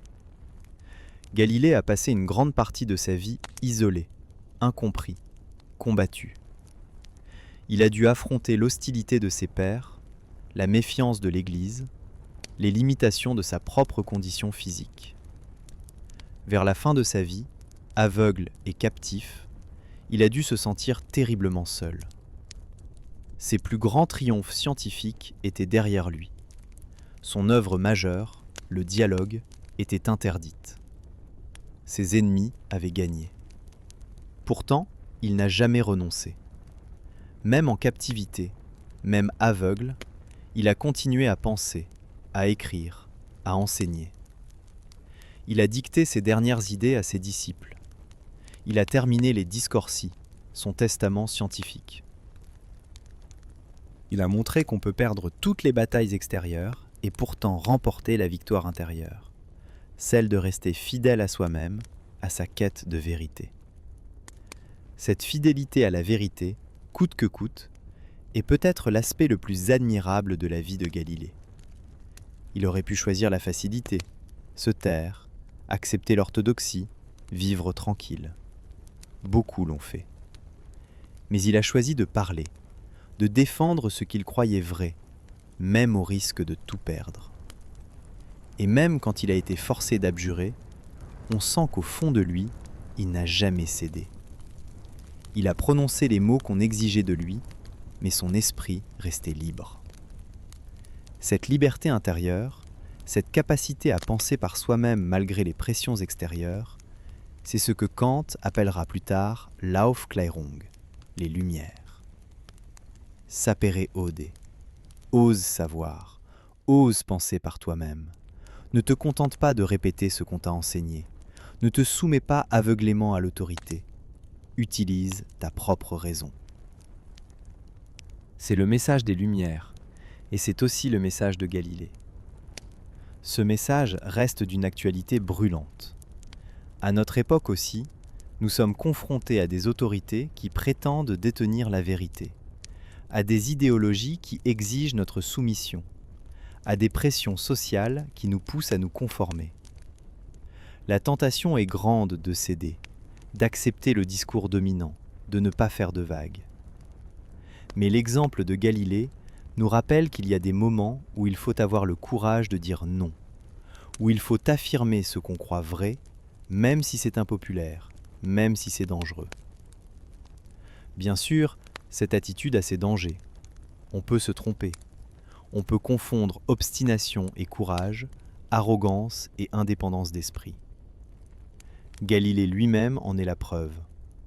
Il s'est trompé sur plusieurs points scientifiques, et son refus de reconnaître ses erreurs lui a causé du tort. La liberté de penser ne signifie pas l'infaillibilité. Elle signifie le droit de se tromper, de chercher, de douter, de réviser ses opinions à la lumière de nouvelles preuves. C'est cette ouverture au changement, cette capacité à remettre en question ses propres croyances qui caractérise la véritable démarche scientifique. Galilée l'a incarné, même s'il ne l'a pas toujours pratiqué parfaitement. Il a montré qu'on pouvait renverser des vérités établies depuis des millénaires, qu'on pouvait voir le monde autrement. Après lui, plus rien ne serait comme avant. L'univers s'était agrandi, la Terre avait bougé. L'homme avait perdu sa place centrale, mais gagné sa liberté de connaître. L'histoire de Galilée est aussi l'histoire d'une époque de transition. Le XVIe et le XVIIe siècle sont une période charnière, où le monde médiéval s'effondre et où la modernité émerge. C'est l'époque de la Renaissance, des grandes découvertes, de la réforme, de l'imprimerie, de la naissance de la science moderne. Tout se mélange, s'entrechoque. L'ancien et le nouveau coexistent, se combattent, se transforment mutuellement. Galilée est au cœur de cette turbulence. Il incarne à la fois la fin d'un monde et le début d'un autre. Il est encore imprégné de la culture de la Renaissance, avec son respect pour l'Antiquité, son goût pour la rhétorique, son mélange d'art et de science. Mais il annonce déjà l'âge classique, avec sa confiance dans les mathématiques, sa méthode expérimentale, sa volonté de dominer la nature par la connaissance. Cette position intermédiaire explique en partie les tensions qu'il a vécues. Il était trop avancé pour son temps, mais pas assez pour le suivant. Trop audacieux pour ses contemporains, mais pas assez rigoureux pour les exigences futures de la science. Il a ouvert des portes qu'il n'a pas pu franchir complètement. Il a posé des questions auxquelles il n'a pas pu répondre entièrement. Mais sans lui, sans son audace, son génie, son obstination, la révolution scientifique aurait peut-être pris un autre chemin, ou serait venue plus tard. En ce sens, Galilée est véritablement un homme de rupture. Il a brisé le cadre intellectuel ancien et permis l'émergence d'un nouveau paradigme. Certes, il n'était pas seul. Copernic, avant lui, avait proposé l'héliocentrisme. Kepler, son contemporain, avait découvert les lois du mouvement planétaire. Descartes et Newton, après lui, allaient construire la physique mathématique. Mais Galilée a été le catalyseur, celui qui a forcé le monde à regarder la réalité en face, à accepter que l'univers n'était pas tel qu'on l'imaginait. Son procès et sa condamnation ont été un moment décisif. Ils ont cristallisé le conflit entre deux visions du monde, ont forcé chacun à choisir son camp. Après Galilée, on ne pouvait plus faire semblant que tout allait bien, que science et théologie pouvaient cohabiter sans problème. Il fallait repenser les fondements, redéfinir les territoires, négocier de nouveaux accords. Ce travail a pris des siècles, et il n'est peut-être toujours pas achevé. Aujourd'hui, la figure de Galilée est devenue iconique. On le représente souvent comme un vieil homme barbu, regardant les étoiles à travers sa lunette, ou agenouillé devant l'Inquisition, prononçant son abjuration forcée. Ces images sont devenues des symboles de la lutte pour la liberté de penser, de la résistance à l'oppression, du triomphe final de la vérité. Mais derrière ces symboles, il y a un homme réel, complexe, fascinant. Un homme qui aimait la bonne chair et le bon vin, qui jouait du luth, qui écrivait des poèmes, qui se disputait avec ses collègues, qui s'inquiétait pour l'avenir de ses filles, qui souffrait de maladies chroniques, qui rêvait de gloire et de reconnaissance. Un homme qui, par une nuit froide de janvier 1610, a pointé pour la première fois une lunette vers le ciel et a vu ce que personne n'avait jamais vu. Des montagnes sur la Lune, des lunes autour de Jupiter, des étoiles innombrables dans la Voie lactée, et qui a compris, dans un éclair d'intuition géniale, que le monde n'était pas ce qu'on croyait, que l'univers était plus vaste, plus étrange, plus merveilleux que tout ce que l'imagination humaine avait pu concevoir. Ce moment de découverte, de révélation, est l'un des plus beaux de l'histoire de la pensée humaine. Il représente le pouvoir de la curiosité, de l'observation, du raisonnement. Il montre que l'homme, malgré sa petitesse, malgré sa fragilité, peut comprendre l'univers. Il peut déchiffrer les lois qui gouvernent les astres, pénétrer les secrets de la matière, remonter jusqu'aux origines du cosmos. Galilée a été le premier à utiliser de manière systématique un instrument pour amplifier ses sens et découvrir des phénomènes invisibles à l'œil nu. Après lui, les scientifiques ne cesseront d'inventer de nouveaux instruments, de plus en plus puissants. Microscope pour voir l'infiniment petit, télescope pour sonder l'infiniment grand, spectroscope pour analyser la lumière, accélérateur de particules pour briser l'atome, satellite pour observer la Terre depuis l'espace, sonde pour explorer les planètes lointaines. Chacun de ces instruments a ouvert de nouvelles fenêtres sur la réalité, révélé des mondes insoupçonnés. Cette tradition, inaugurée par Galilée, continue aujourd'hui. Les télescopes spatiaux comme Hubble ou le James Webb Telescope nous montrent l'univers tel qu'il était il y a des milliards d'années, peu après le Big Bang. Les détecteurs d'ondes gravitationnelles captent les vibrations de l'espace-temps causées par la collision de trous noirs à des millions d'années-lumière. Les microscopes électroniques nous permettent de voir des atomes individuels. La science moderne ressemble, en beaucoup plus sophistiqué, à ce que Galilée faisait avec sa lunette artisanale. Elle étend nos sens, elle nous fait voir l'invisible, elle révèle la structure cachée de la réalité. Mais avec la puissance vient la responsabilité. Les découvertes scientifiques peuvent être utilisées pour le bien ou pour le mal.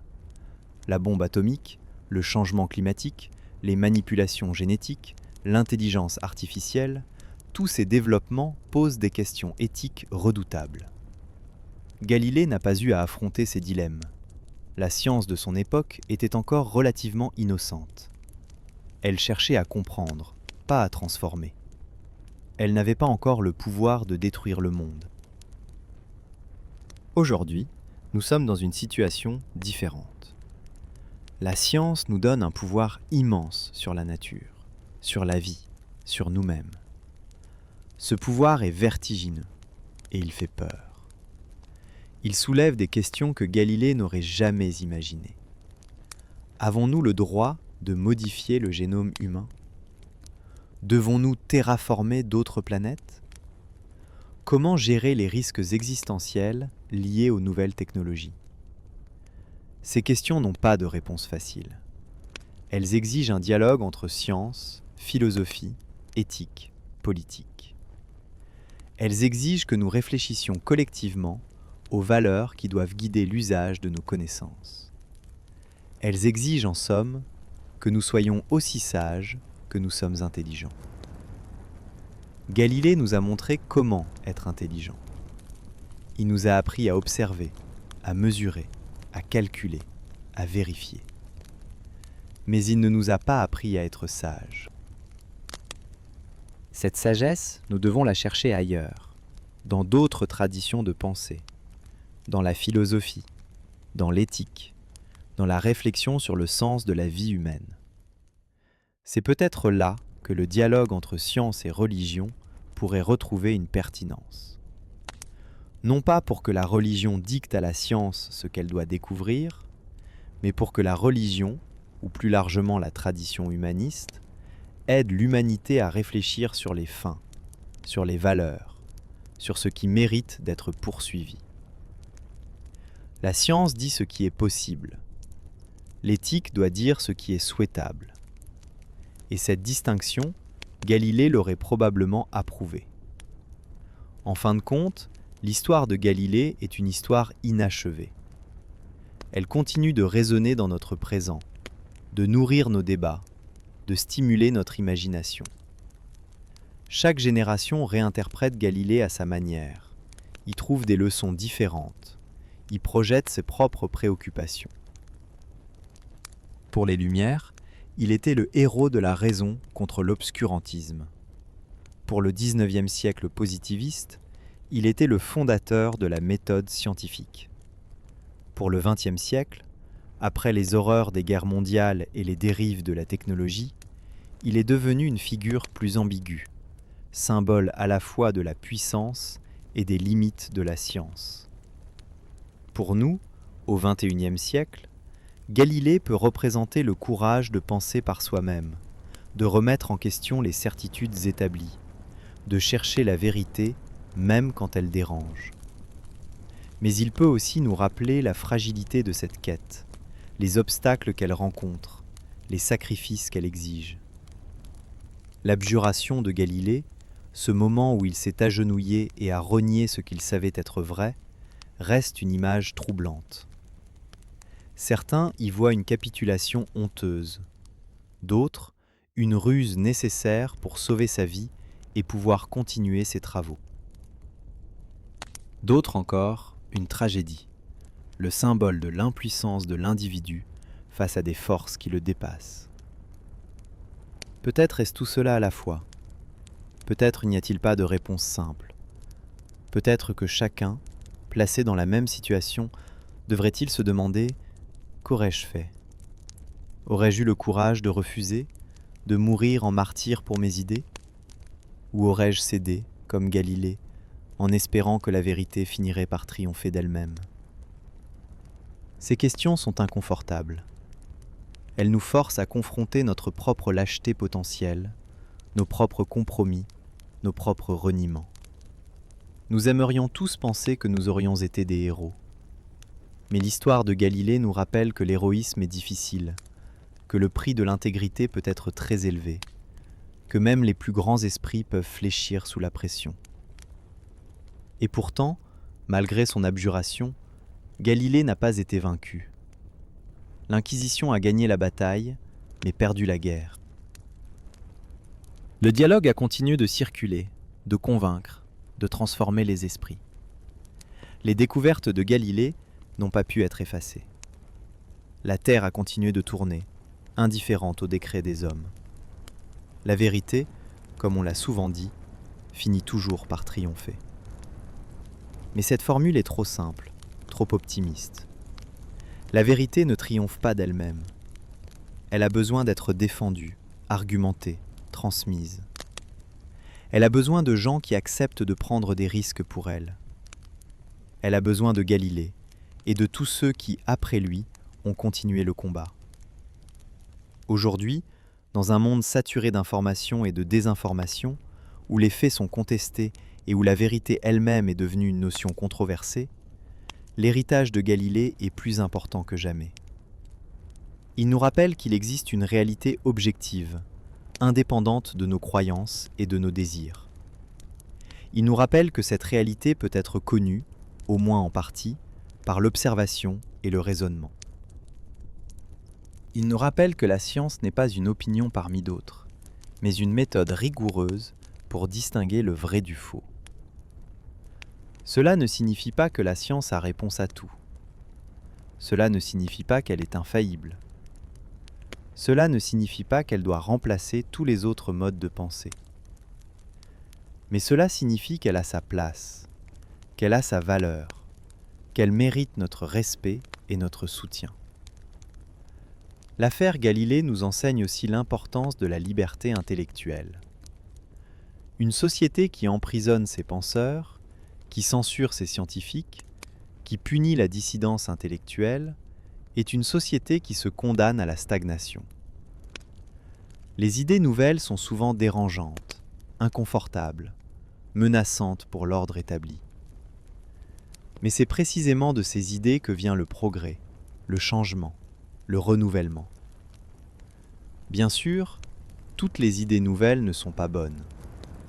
Certaines sont fausses, dangereuses, nuisibles. Il faut donc un mécanisme pour trier le bon grain de l'ivraie. Mais ce mécanisme ne peut pas être l'autorité imposée d'en haut. Il doit être le débat libre et ouvert, la confrontation d'arguments, la vérification empirique. C'est ce qu'on appelle la libre circulation des idées, le marché des idées.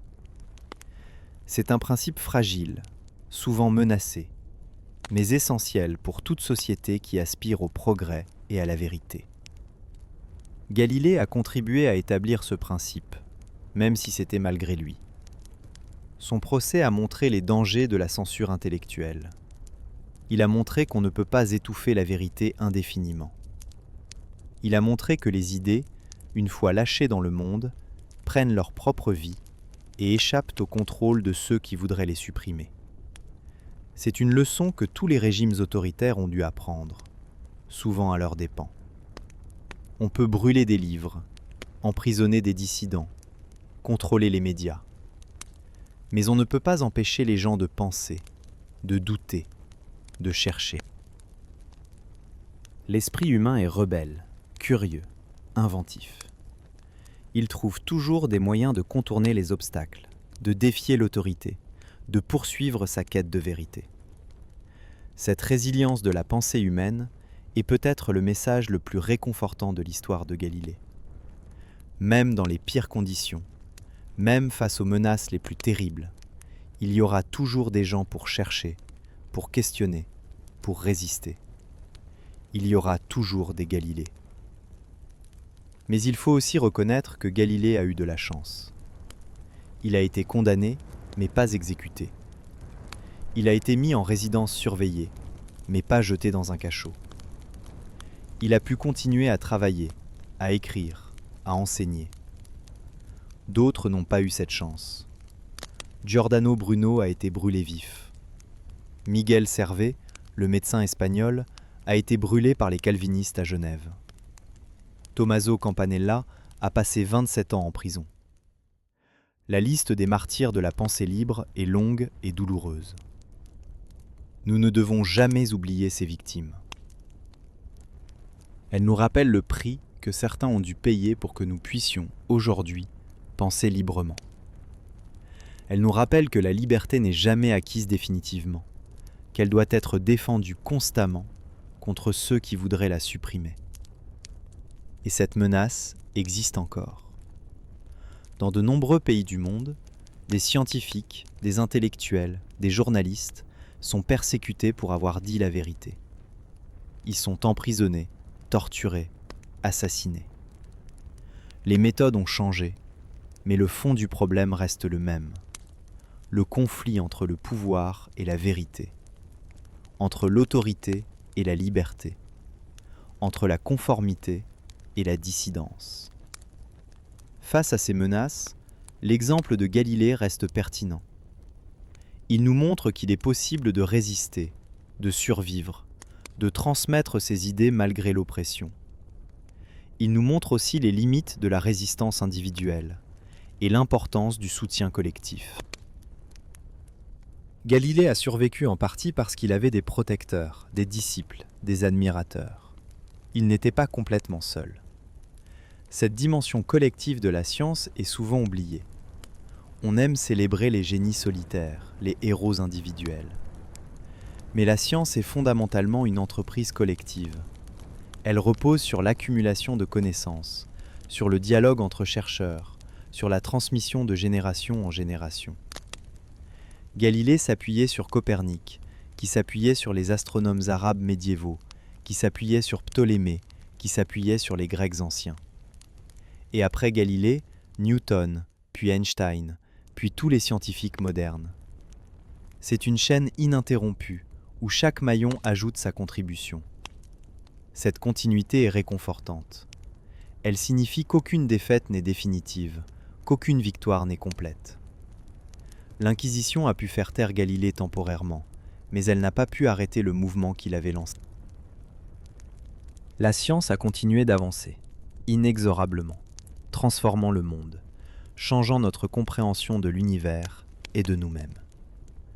Aujourd'hui, plus de 380 ans après la mort de Galilée, nous vivons dans un monde qu'il n'aurait jamais pu imaginer. Nous avons marché sur la Lune. Nous avons envoyé des sondes aux confins du système solaire. Nous avons photographié des trous noirs. Nous avons découvert des planètes autour d'autres étoiles. Nous avons décodé le génome humain. Nous avons créé des ordinateurs capables de battre les meilleurs joueurs d'échecs et de Go. Nous avons construit des machines qui apprennent d'elles-mêmes. Tout cela a été rendu possible par la méthode que Galilée a contribué à établir. Observer, mesurer, expérimenter, calculer, vérifier. Cette méthode simple en apparence s'est révélée d'une puissance extraordinaire. Elle a transformé la condition humaine plus profondément que n'importe quelle révolution politique ou religieuse. Mais cette transformation a aussi créé de nouveaux problèmes. La science nous a donné un pouvoir immense, mais elle ne nous dit pas comment l'utiliser. Elle nous permet de prolonger la vie, mais elle ne nous dit pas si nous devons le faire dans tous les cas. Elle nous permet de modifier le génome, mais elle ne nous dit pas jusqu'où nous devons aller. Elle nous permet de créer des intelligences artificielles, mais elle ne nous dit pas comment les contrôler. Ces questions dépassent le cadre de la science. Elles nécessitent un jugement éthique, politique, philosophique. Elles nécessitent que nous réfléchissions collectivement aux valeurs qui doivent guider nos choix. Et dans cette réflexion, la voix de la religion, de la philosophie, de l'art, de la littérature a toute sa place à côté de celle de la science. C'est peut-être la vraie réconciliation entre science et religion. Non pas une fusion, ni une séparation absolue, mais un dialogue respectueux où chacun reconnaît la valeur et les limites de l'autre. La science explore ce qui est, la religion et la philosophie interrogent ce qui devrait être. Les deux sont nécessaires pour naviguer dans la complexité du monde moderne. Galilée, on l'a vu, ne rejetait pas la religion. Il voulait seulement qu'on cesse de confondre les domaines. Il voulait que la science soit libre de poursuivre ses investigations sans être entravée par des considérations théologiques. Mais il voulait aussi que la foi reste vivante, qu'elle continue d'inspirer et de guider les hommes dans leur quête de sens. Cette position était sage. Elle reconnaissait que l'être humain a besoin à la fois de comprendre le monde et de lui donner un sens. Ces deux besoins sont également légitimes, également profonds. La science satisfait le premier, la religion et la philosophie le second. Les opposer, c'est appauvrir l'expérience humaine. Bien sûr, dans la pratique, le dialogue est difficile. Il y a des intégristes des deux côtés qui refusent tout compromis. Il y a des incompréhensions, des malentendus, des blessures historiques non guéries. L'affaire Galilée en est la preuve. Même après presque 400 ans, elle continue de diviser, de susciter des passions, de nourrir des ressentiments. Mais peut-être est-ce aussi sa force. En refusant de cicatriser complètement, cette blessure nous oblige à rester vigilants, à ne jamais tenir pour acquis ni la liberté de la science, ni le respect de la foi. Elle nous rappelle que l'équilibre est fragile, qu'il doit être constamment renégocié, réajusté en fonction des circonstances. Dans ce sens, Galilée reste vivant. Il n'est pas seulement une figure historique, un nom dans les livres. Il est un symbole actif, un point de référence dans nos débats actuels. Chaque fois qu'on invoque son nom, on réactive toute l'histoire qu'il représente, tous les enjeux qu'il incarne. Et c'est peut-être le destin des grands hommes. Non pas d'être compris une fois pour toutes, mais d'être constamment réinterprété, réinvesti de significations nouvelles par chaque génération. Galilée ne nous appartient pas. Nous ne pouvons pas le figer dans une interprétation définitive. Il reste ouvert, multiple, contradictoire, fascinant. C'est cette richesse qui fait qu'on continue de raconter son histoire, de l'enseigner aux enfants, de la mettre en scène au théâtre et au cinéma, d'écrire des livres à son sujet. C'est cette richesse qui fait que, 400 ans après sa mort, nous sommes encore là, à penser à lui, à nous demander ce qu'il dirait de notre monde, ce qu'il penserait de nos découvertes, de nos dilemmes, de nos espoirs et de nos peurs.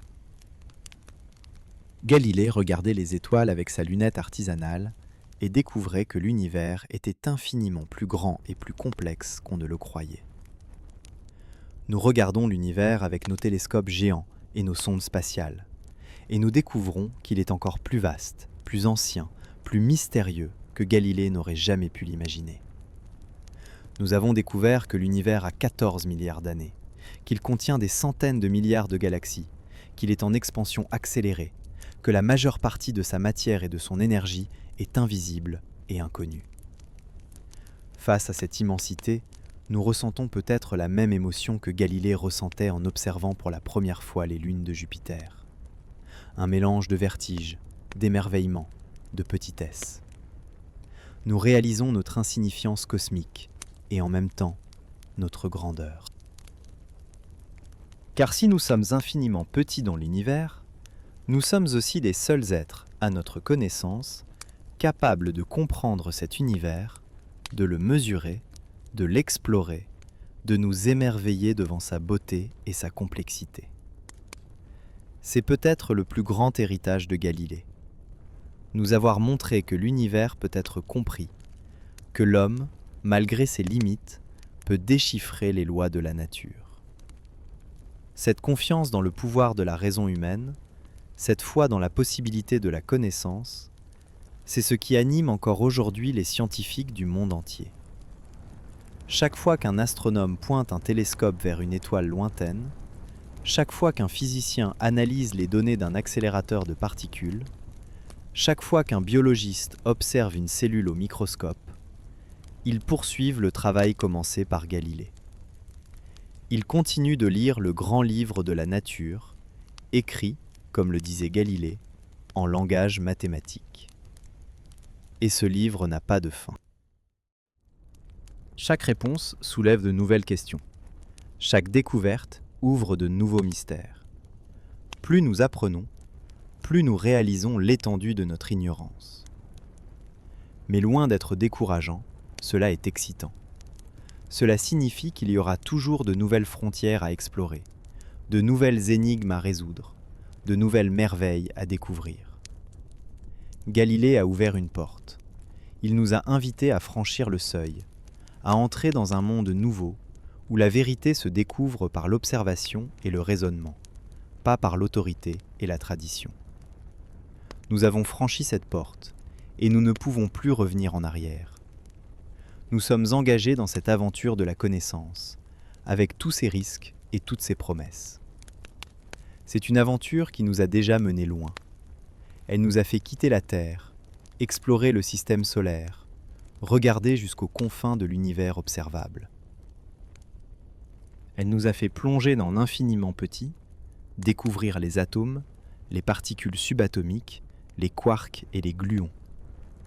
Elle nous a fait comprendre l'évolution de la vie, de déchiffrer le code génétique, de manipuler le vivant lui-même. Où cette aventure nous mènera-t-elle ensuite ? Personne ne le sait. Peut-être découvrirons-nous de nouvelles formes de vie ailleurs dans l'univers. Peut-être comprendrons-nous enfin la nature de la conscience. Peut-être trouverons-nous une théorie unifiée de toutes les forces de la nature. Peut-être apprendrons-nous à voyager vers les étoiles.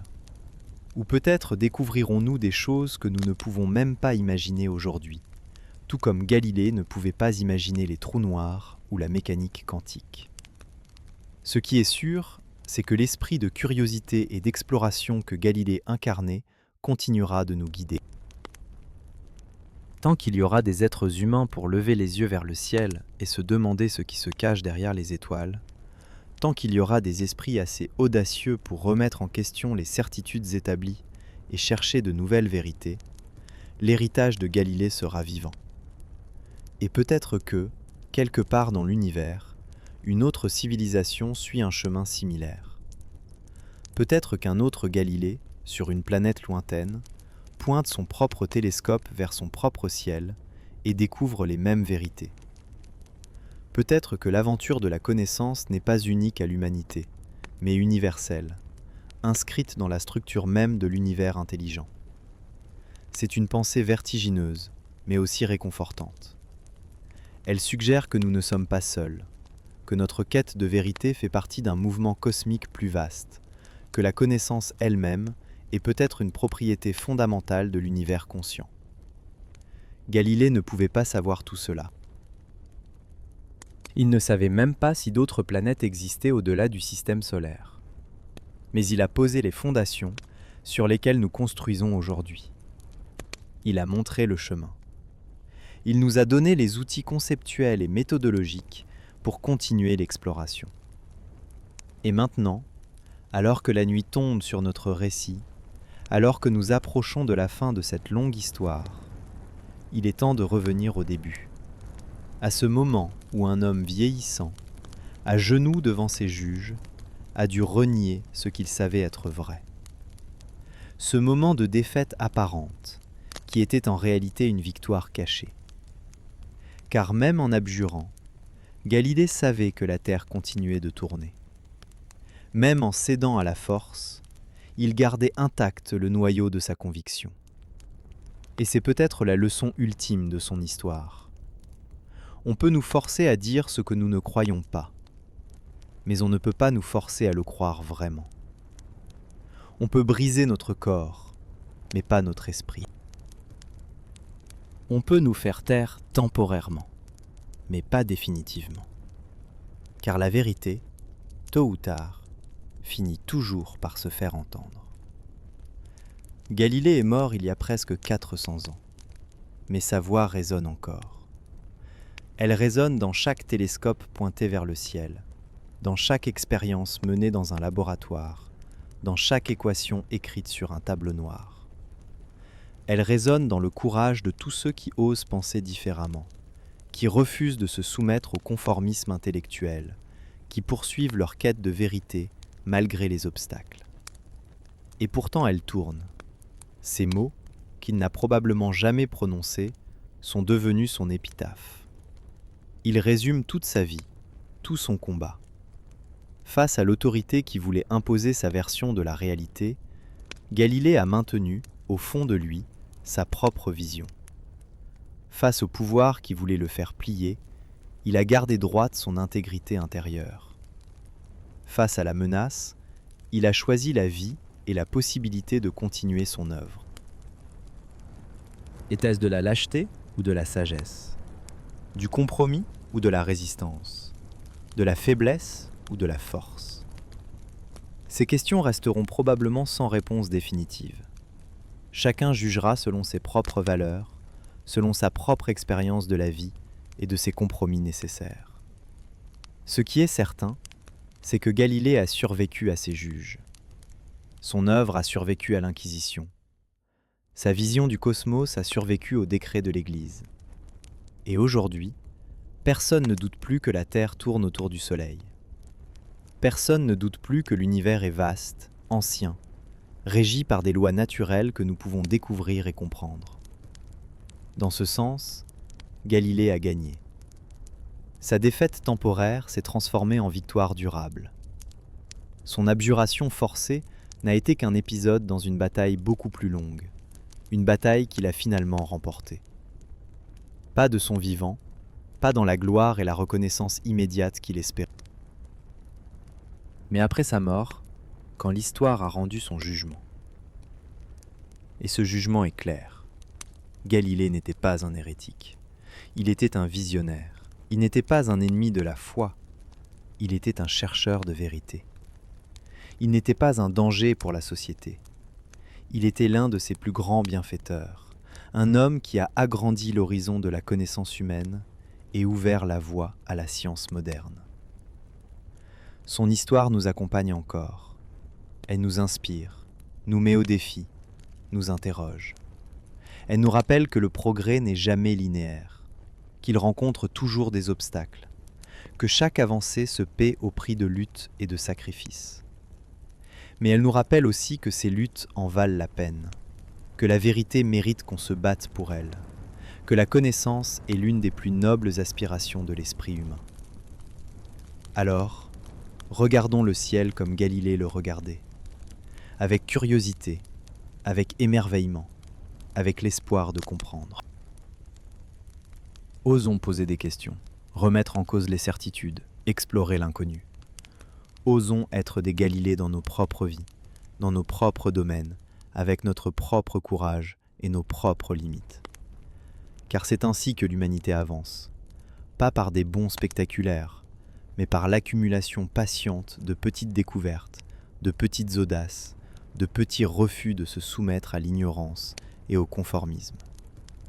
C'est ainsi que Galilée a changé le monde, et c'est ainsi que nous pouvons, à notre tour, contribuer à le transformer. La nuit est profonde, les étoiles brillent dans le ciel. Quelque part, un télescope capte la lumière d'une galaxie lointaine. Quelque part, un étudiant calcule l'orbite d'une planète. Quelque part, un enfant lève les yeux vers la lune et se demande pourquoi elle change de forme. Et dans tous ces gestes, dans toutes ces questions, l'esprit de Galilée est présent, vivant, éternel.